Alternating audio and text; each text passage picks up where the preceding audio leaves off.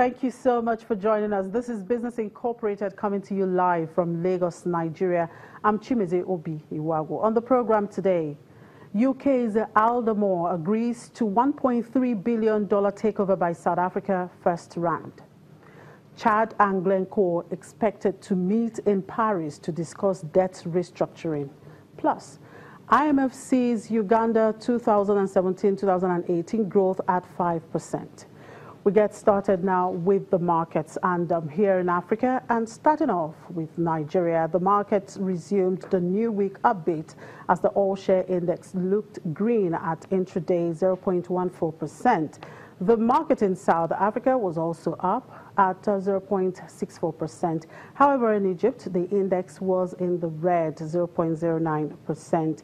KM market closed in the green on Friday. In the Middle East, the Saudi Arabia stock market resumed falling today after another top businessman was reported dented in a sweeping anti-corruption purge that has swept up dozens of senior political and economic figures.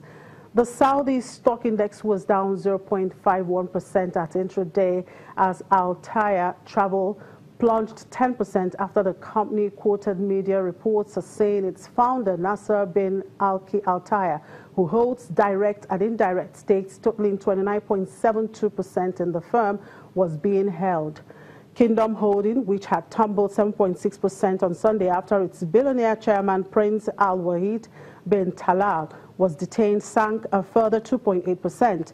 National Industrialization Company, in which Kingdom holds a 6.2% stake, fell 1.8%, and Banque Saudi Fransi, in which Kingdom bought a 16.2% stake in September, dropped 2.3%. In Dubai, the index sank 1.16%, partly because of concerns about the Saudi situation. High-end developer Emma Properties dropped 1.2% and Damac Properties lost to 1%. Saudis are major investors in the Dubai property market. Abu Dhabi's index sagged 0.35% as Alda Properties fell 1.7%. Qatar dropped 1.38% as Qatar International Islamic Bank slid 3.4% in its heaviest trade for several months. And we'll move on now to the U.S. market, where the index futures pointed to a higher open as investors pivoted their attention to the latest set of earnings set to be published. The first day of the trading week will see a slew of companies report earnings before the bell. CVS Health, Michael Kors, and SoftBank are just some of the names reporting. On the political front, U.S. President Donald Trump will be continuing his trip in Asia this week. The trip is expected to call attention to the president and the U.S. commitment to long-standing alliances and partnerships within Asia. Now, looking to the U.S. Federal Reserve, New York Fed President William Dudley is expected to be at an Economic Club of New York's luncheon today. Investors will be paying close attention to the speech to see if Dudley comments on the state of the U.S. economy following the latest non-farm data that revealed that the U.S. added 261,000 jobs in October.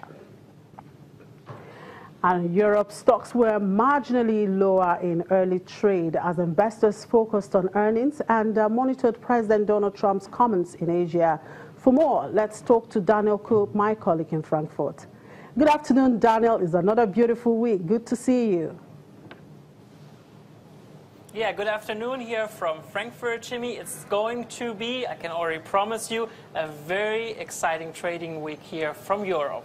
And I can tell you we can roll with that excitement. Now tell me, what's the big story around Eurozone finance ministers gathering today in Brussels?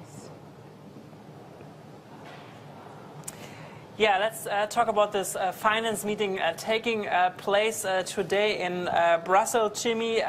Most likely they are going to discuss who could be the new head of the Euro Finance Group, a very responsible role.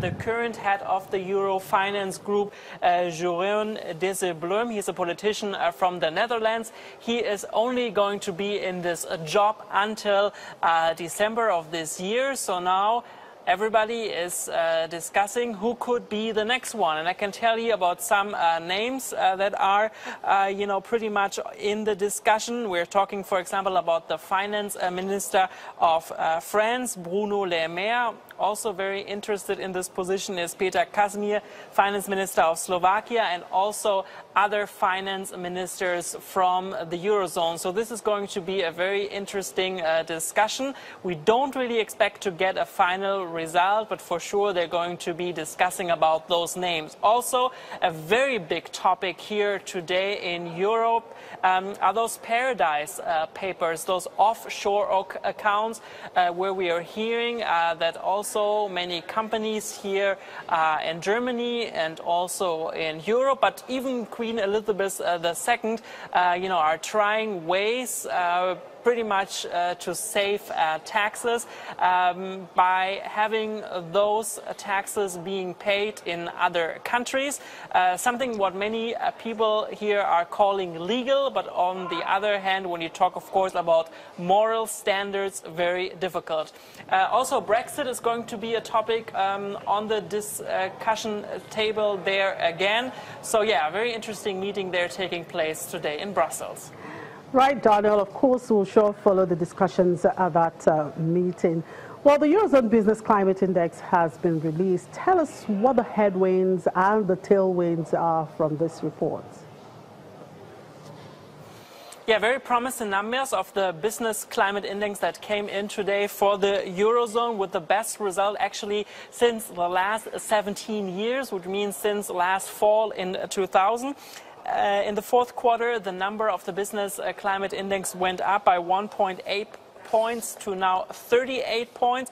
Also with the forecast for the rest of the year that most likely it's even going to look better, but most likely with a slower growth. This is usually also an indication that people in different countries here in the Eurozone are also, again, more trusting their governments to lead them in the right direction. Of course, an exception at this moment is still Spain, with the still ongoing conflict with the Spanish government and the Catalonian region. Even though experts are saying this is a good result for the Eurozone, they're still saying that there's a lack of innovation taking place here in Europe, and they're also missing more qualified workers here in the Eurozone. Oh, Donald Trump is in the news. He has started his 12-day trip to Asia, reiterating U.S. commitment to improve trade with the region. How is the market trading today on Trump's trip and comments? Well, I guess whenever Donald Trump is making a comment, or when he's doing a trip, investors are keeping always a very close eye on this. Also, for example, earlier in Japan, he was giving comments about car sales. He was complaining about, and this is again this, America First policy that he has been already, following throughout his campaign. That he was complaining about that, many Japanese cars get sold in the United States, but rather no American cars get sold in Japan. And he says that they need to work on this. Also, there's this discussion, of course, also about weapons. Many people are saying and are criticizing Donald Trump of always those ongoing war talks that he is doing.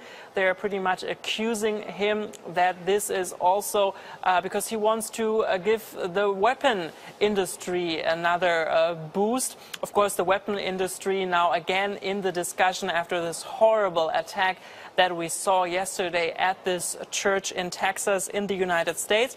When we talk about the markets in Asia and also here, this huge record rally that we saw last week here at the Blue Chip Index DAX did not really continue. I guess you can see it in the background. We are actually dealing with falling share prices today. The DAX currently at about 13,447 points. That's minus 0.2%. Biggest loser, I can tell you also here from the trading floor today in Frankfurt, is Deutsche Telekom, the huge telecommunication giant here in Germany, mostly because of a second attempt to merge with the mobile giant Sprint in the United States, where we heard that during this weekend that this merger is not going to work. Biggest winners today here at the blue chip index DAX, pharmaceutical companies like Merck and also the energy giant RWE. Both shares are up with 1% here today. Right, thank you very much for those updates, Daniel. We'll keep the excitement rolling. The week has just started, but enjoy the rest of the day.